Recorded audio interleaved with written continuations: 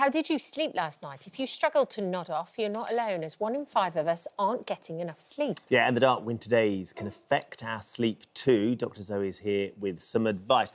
It's interesting, Morning. dark winter days, you kind of feel like it's going to be easier to snuggle down and just fall asleep because the conditions feel like it suits. It's not always the case, though. It's not always the case, and one of the main reasons is we get less exposure to natural daylight, which really helps control our circadian rhythms. So I think one of the things that's important to do is when we get the opportunity to get outside, even if it is just standing at the front door and, you know, looking out whilst it's bright, getting that natural sunlight, because that can really help, ideally first thing in the morning, if we can.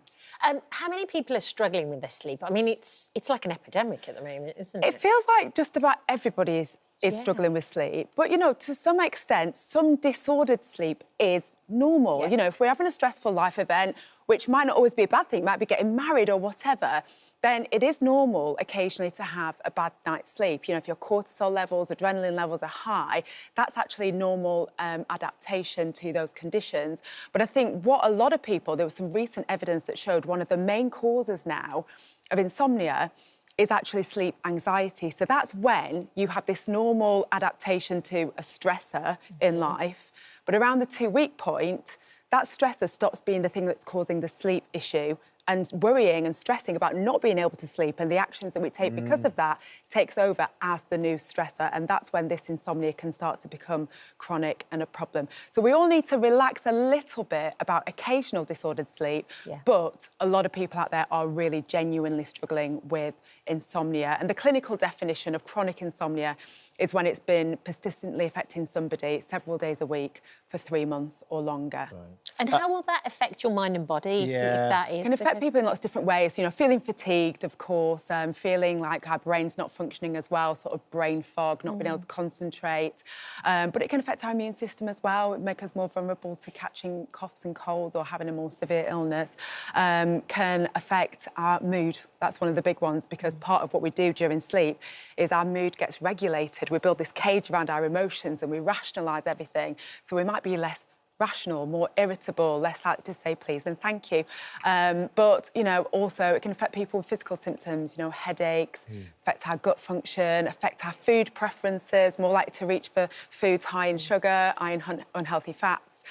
So, you know, affects us in many, many different ways. Is that how it affects you sometimes? It almost feels a bit like jet lag sometimes. Yeah. It's like that feeling where you kind of want carbs for energy, but then you don't really, it just makes it more stodgy. Yeah, and that's because it affects your hormones as well, including hunger hormones. So we do, you know, studies have shown, you know, that conclusively that people, when they are purposefully sleep deprived, they're much more likely to reach for those sugary, salty, high-fat snacks. Right, so you've got some things in front of you there that hopefully are going to help if people are struggling a little bit. Yeah, so let's talk through some of these. So these are things that people can access from supermarkets, pharmacies, etc. So starting off with magnesium, it's become quite popular for people to start supplementing with magnesium. Annie doesn't sleep and she started taking some magnesium and it's made a really big difference. So for some people it will, but it depends on what your magnesium status is to begin with. Right, so if your magnesium levels are normal and high, less likely to be effective, but if your magnesium levels are lower. So it's something you can try. This version is a magnesium spray. You can absorb it through the skin. You can put it in your bath as well, magnesium salts in the bath. This is just from Holland & Barrett. This is some magnesium supplement tablets that you can try as well. So it's something that you can try if you want to, but wouldn't work for everybody. How do you know, though, if you're low in magnesium? Is it just to try it and see? Try it and see. Your GP is not going to thank you if you go and start No, saying, can I check my magnesium levels? But I didn't know if there was things you could look out for, you know, that you'd think, oh, that might be a bit low. Well, you know, if you're very depleted in magnesium, if you're deficient, then you may have other symptoms. But you can actually get magnesium from dietary sources as well. So bananas, seeds, lentils, dark chocolate. All these things are good sources of magnesium. So, you know, increasing them in your diet, especially with really healthy things like legumes and nuts and seeds, would be another way of doing it. Yeah. OK. Next, we've got ashwagandha. So this is an adaptogen, and this is something that's become quite popular. TikTokers are going crazy about it. Now, in terms of evidence, There's not great evidence. There's some weak evidence, mostly from studies from India, which shows it can help with sleep quality and also alleviating stress. It's safe. Studies show it's safe. So it's one of those things, might work for one person, not for another. Try it, give it a go, but you're not going to do yourself any you harm. could give it a go. But I always say, keep a diary of your symptoms when you try something like this to see if it's working for you. And give it time. This is just over £14, 2 months supply, £7 a month. It's not expensive, so something you could try. Yeah.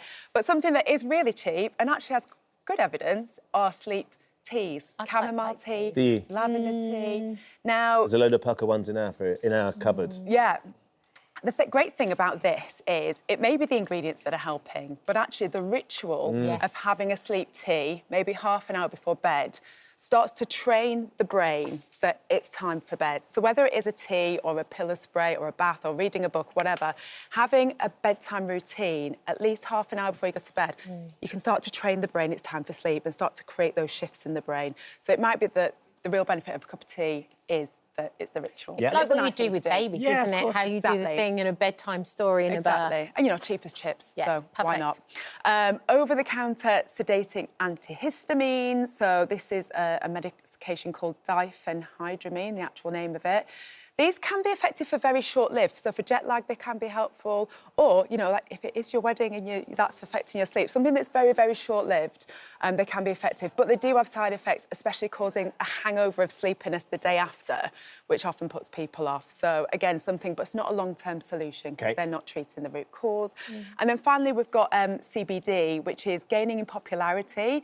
The evidence is still classified as quite mild evidence. In fact, there was a systematic review of all the good quality studies just last year, and it concluded as maybe helpful for insomnia. So could be a bit vaguer if it tried. Exactly. But you've given it a go. You I quite like the CBD oil under the tongue before bedtime. Yeah. Don't know if it's a placebo. I've got no idea. And it can be part of that routine again as well, doesn't it? It's part of the armoury of things that you try. Exactly. The big difference between these two is the cost. So this one, for example, this is some gummies.